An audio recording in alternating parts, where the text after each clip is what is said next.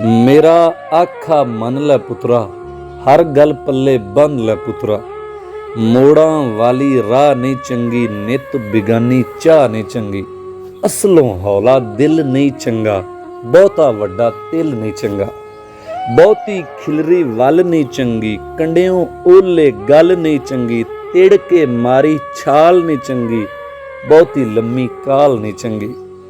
ते रुखां थल्ले मच नहीं चंगा, ढेर फसादी सच नहीं चंगा। कखां नेड़े अग नहीं चंगी, सिर तो भारी पग नहीं चंगी। बेकदरे दी खो नहीं चंगी, बदो बदी दी मोह नहीं चंगी। इस तो पिछे होर नूं फड़िए, पहला घर दे चोर नूं फड़िए।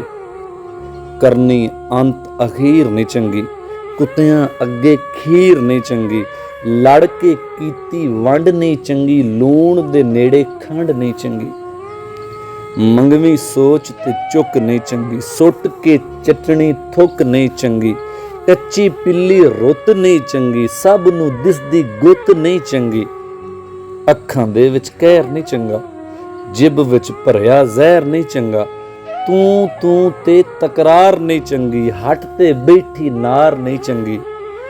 वखरी वखरी तौण नहीं चंगी, एवें करनी चोट नहीं चंगी। जेठ हाड़ दी धुप नहीं चंगी, मौतां वर्गी चुप नहीं चंगी। रस्ते दे विच बेर नहीं चंगी, सुलह विच करनी देर नहीं चंगी।